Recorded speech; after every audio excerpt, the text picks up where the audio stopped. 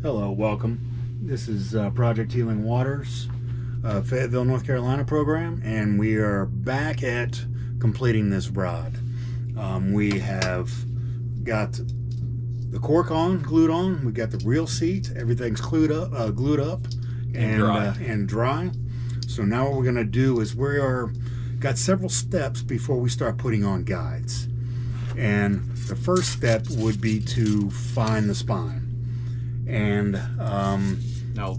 we're going to deviate. Dave's going to take over to illustrate of why the spine is important to reel and how we're going to set the guides, because with spinning rod, casting rods, and fly rods, it's a little different. So Yep, they all differ a little bit. And Dave's going to take over and let us know. All right. Now, the rod that we've been working on, that we're building, is a 10-foot fly rod. It's going to be used for either for just standard fly fishing or nymphing. Yeah, it's a 3-weight. It's a 3-weight, and it's a 4-piece rod.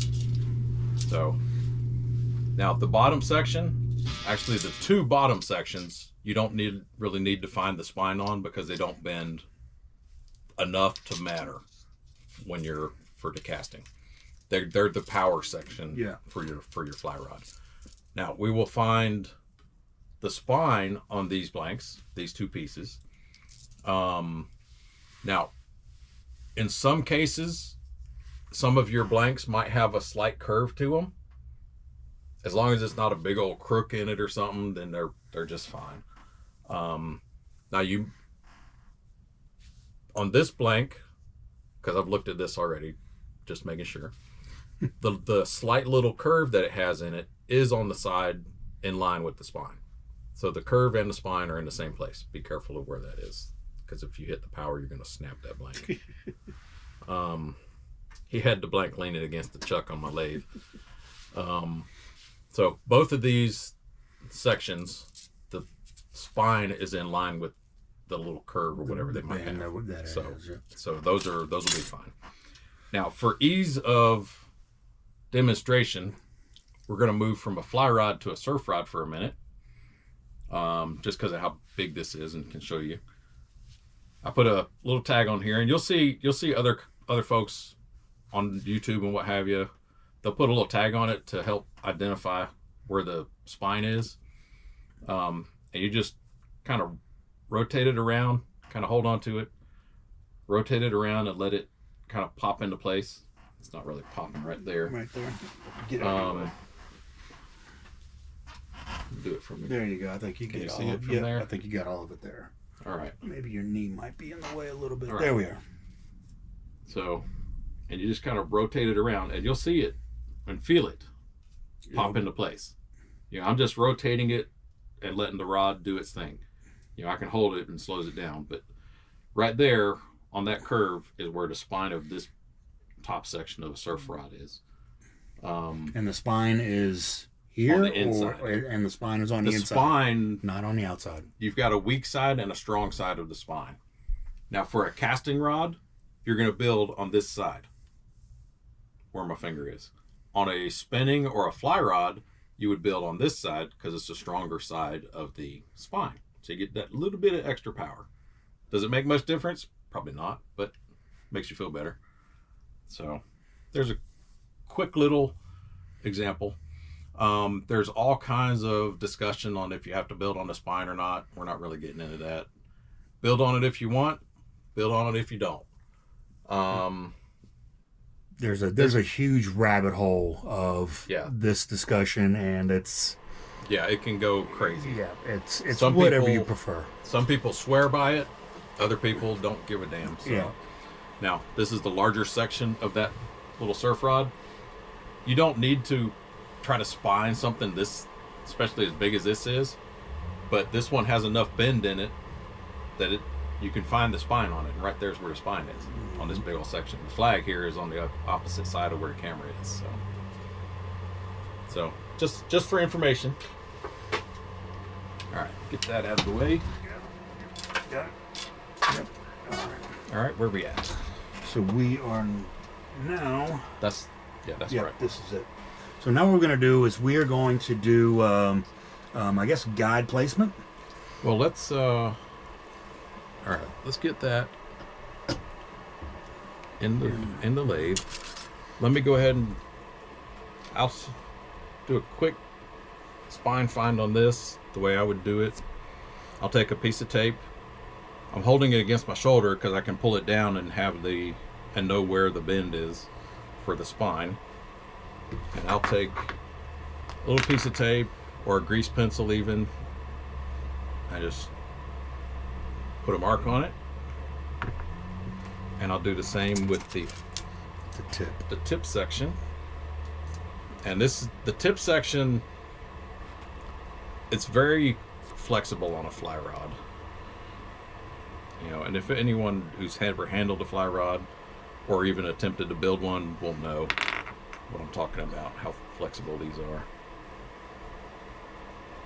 It's almost, fly rods make great ultralight panfish rods too. Yeah. So, but if you have any questions about how to find the spine, you can certainly reach out to us, or you can get on YouTube and find tons of information on how to locate the spine. But right. As for what we're doing now, we are going to do guide placement.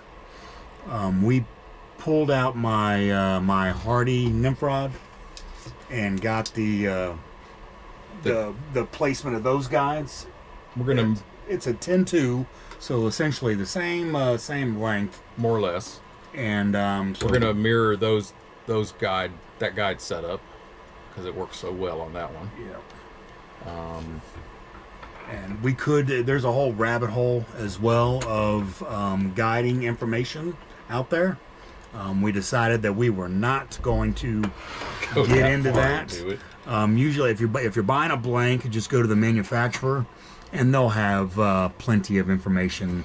They have guide spacing charts for mud hole. You can get just there. In this case, it says for MHX fly rod kits, but it's just gives you the good generic spacing for a fly rod, and you can make some nice rods with these. But there's a whole bunch of them out there. This whole packet is several pages of different guide spacing that I found. Yeah, you could really nerd out on this stuff if you want to. Now, I didn't want to call you a nerd, but this is my 5 foot long, 1.5 yard stick that I use for marking the blanks for guide position. All right.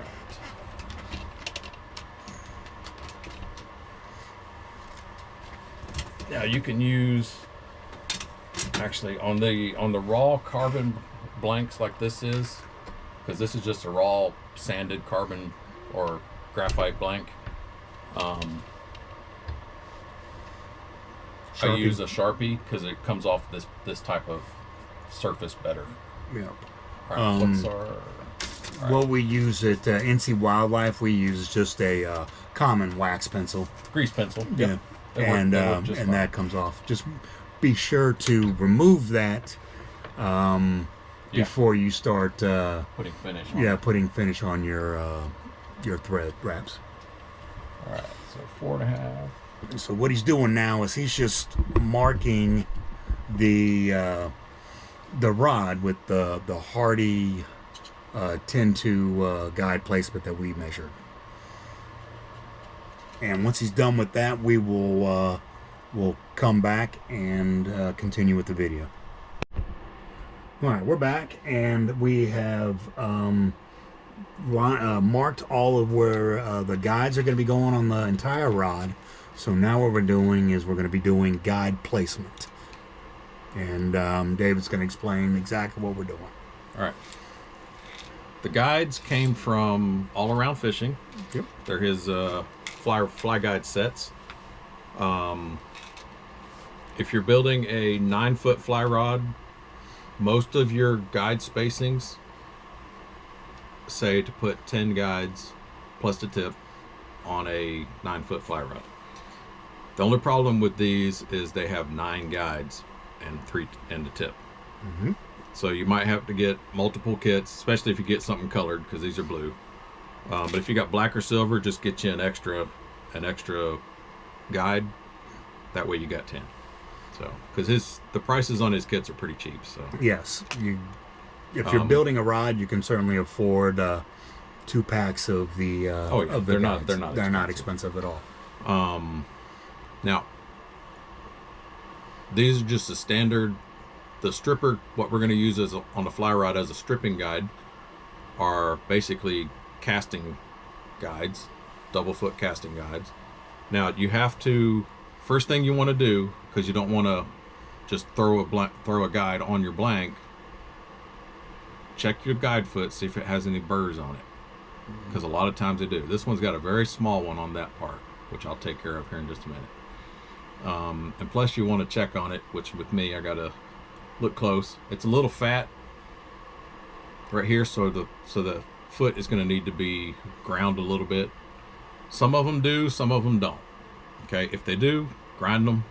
You know, maybe put some marker on them or some paint on them if you need to. If you're using a color fast thread, you won't see it once you put your stuff on, once you put your thread finish on. If you're using a nylon thread without color preserver, they will go translucent and you can see whatever you've done to your guides. Yep. So be careful with that, or be aware of it.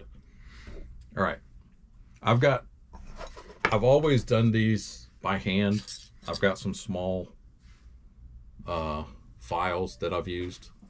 This one's a half round. That one's completely round. And then this one's just a flat one. I'll use the round one for the bottom of the guides, take off any burrs that might be there. And you can, use your fingers. You'll feel it. If it's got a rough spot, you'll feel it on your skin. So, and it takes a few minutes. It's not bad. You can use a Dremel on them, but it's very easy to overgrind them if you do that. Let's see, but keep a look on them.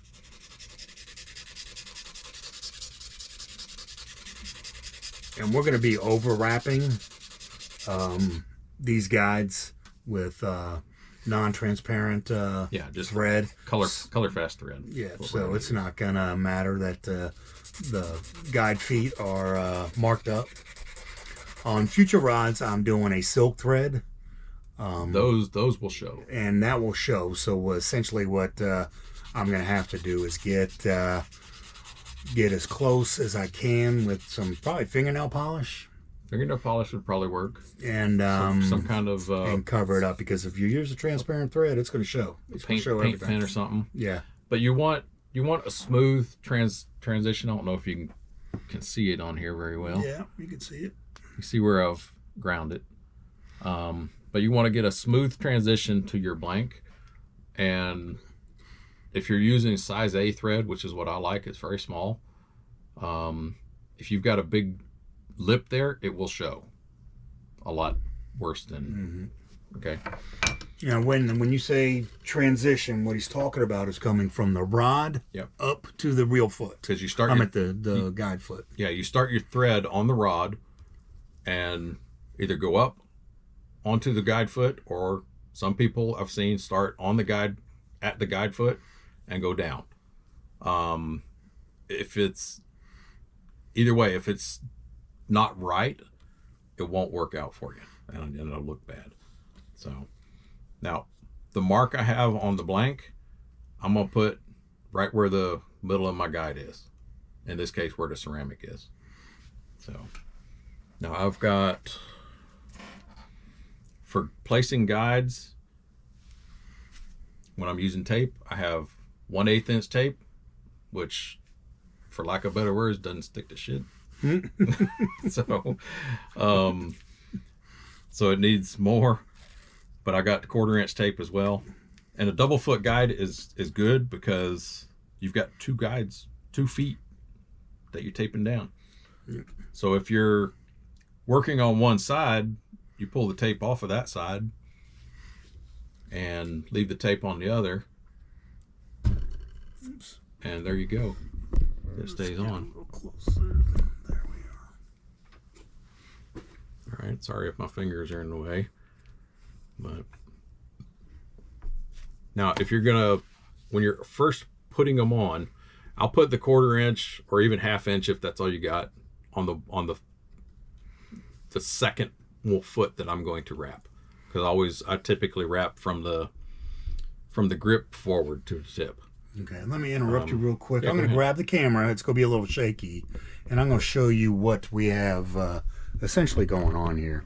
You can see where our reel is going to butt into, is going to tie into the reel seat, and then we've got this line here, and if you look down, that's where the guides are going to go. They're going to go straight down the rod, the entirety of the rod here. Now for marking, you can see what he did is, it's a little hard to see, but there's he did a black mark right here on the side. He marked the side of the blank of where we're going to be tying in the guides, so we can remove that mark. Yeah. And if you mark the spine directly, you're gonna have a hard time cleaning off the Sharpie. Yeah, if your marks are on top of your blank where you're placing your guides, when you put your guide on it, now it's between the feet of the guide, and it's hard to clean them out. So it's just better to put them on the side, and you don't have to worry about it after that. So now we're going to switch over to the other pieces of the rod. We're setting this up as a nymphing rod, which is why there's a guide that close to the grip. That's the only reason. But we're going to be able to throw line with it as well. Yeah. Let me see. Yep, stick that in there. You might want to. So you're going to have to learn how to edit. No, we're good. We're just we're actually just tying in the all right, the other piece, the three pieces. Undo that on the side at the back. Right. Yeah. So it'll rotate. Okay. And so what we're doing is now we're putting the guides on the remaining 3 pieces. Okay. Now I'm not sure, and y'all may not be able to see that, but this foot right here has a pretty significant. Oh yeah, you can see it from here. Yeah. It's got a pretty significant little hook on it, and you'll catch that on your finger. That's what I'm talking about when I'm talking about a burr, and that's where I use the round ones to take that off.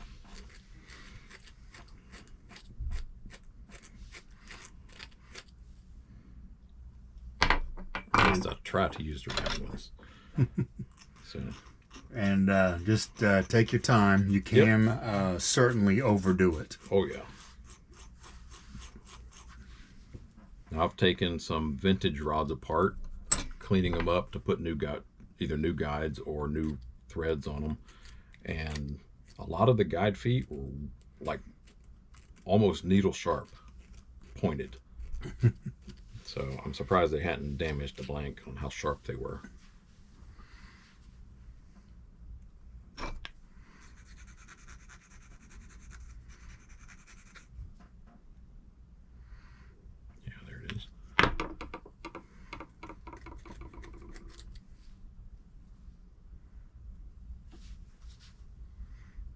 Cleaning up pretty good. Yeah, it's cleaning up.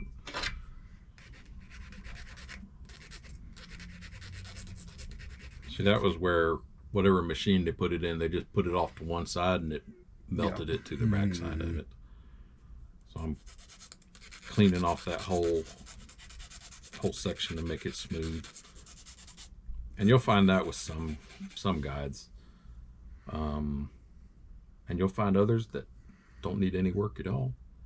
So, and I've had or used all different types of guides, from the inexpensive OEM type stuff like this, up to the Alps and the Fujis, and I've had to dress all their feet. I don't have to do it all the time on the more expensive ones, But sometimes you have to. So it's something to be aware of.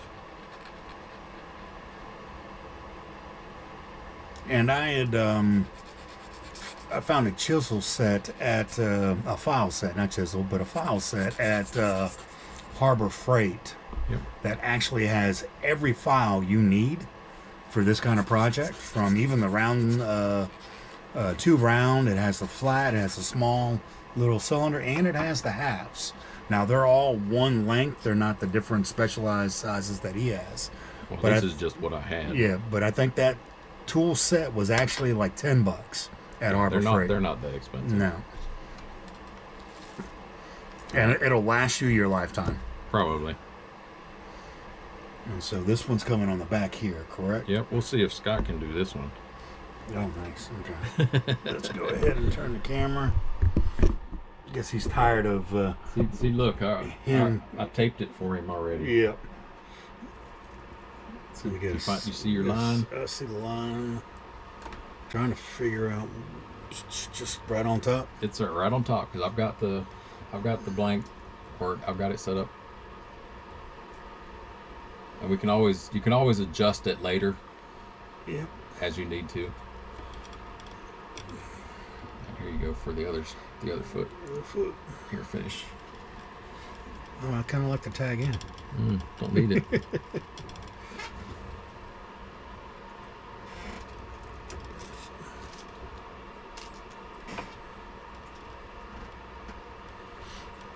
And just take your time.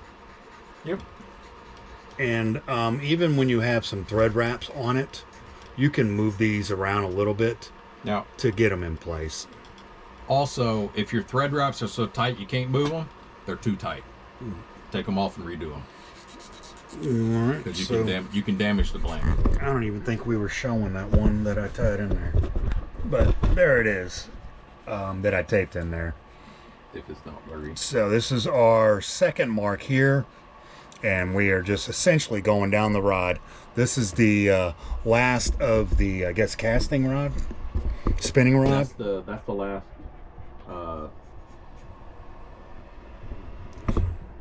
Yeah, the last ceramic guide. Yeah, and now we're coming to these snake guides. Yep. And yep, you should know, but this is what's known as a snake guide. It's just a double foot fly guide. Because you got to remember too, snake is a brand. Oh, sorry. So, God forbid. I know, but they're like all over. They're called snake guides. Yep. Or just call them wire guides. Yep. Wire is that a brand too? Wire guides? It wouldn't surprise me.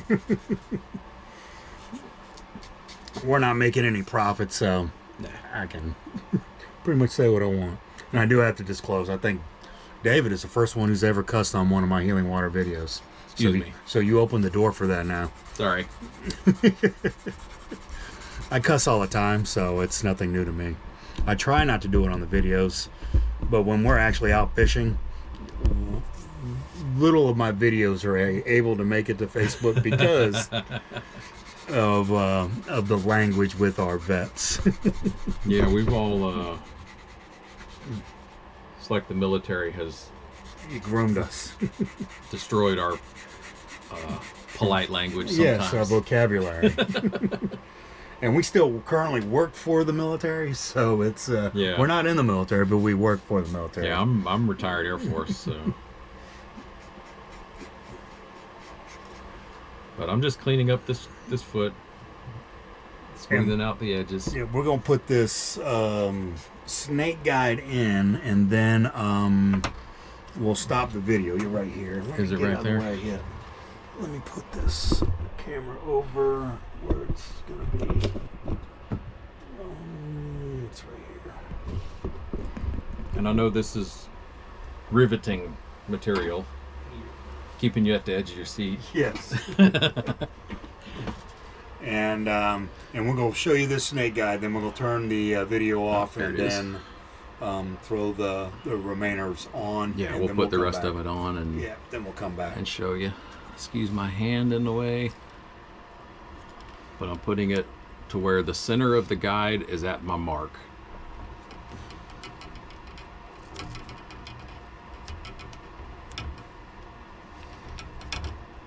longer than that. About twice that. Look at me messing things up. It's all right. Now we're putting a piece of tape on both sides right now because we're just getting everything together.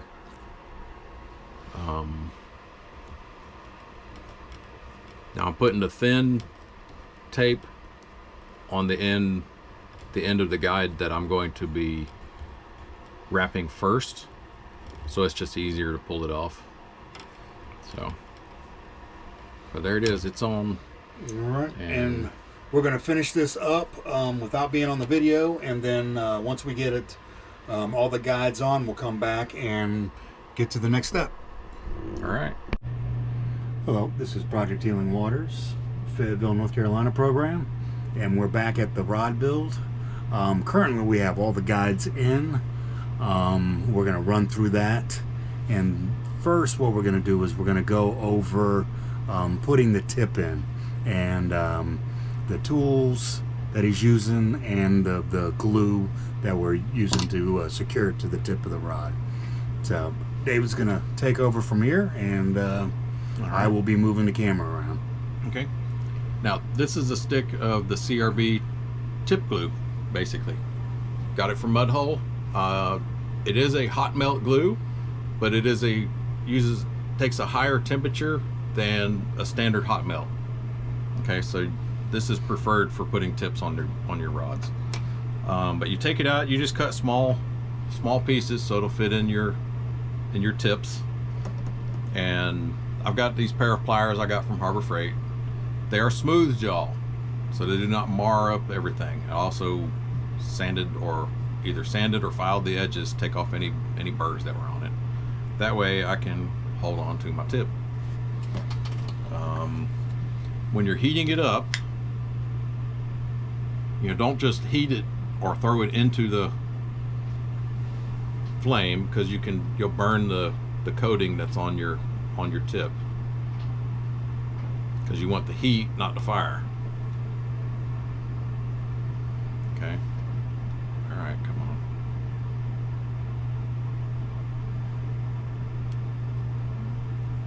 That's probably good. And what he's doing, he's just essentially going to take it and quickly put it on. That's not it.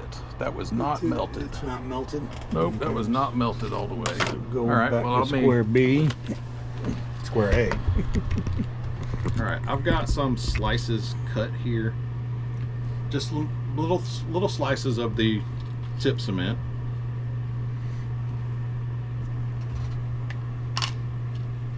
So I can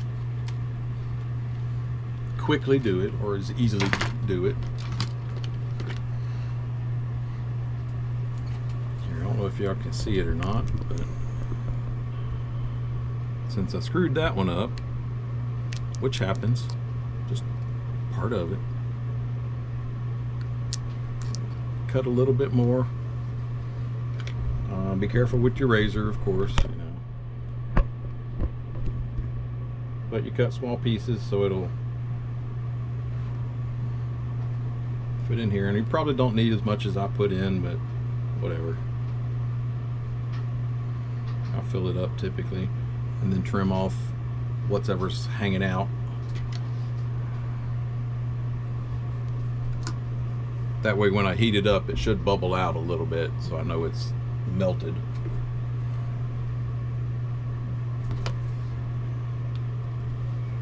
All right, let's try this again.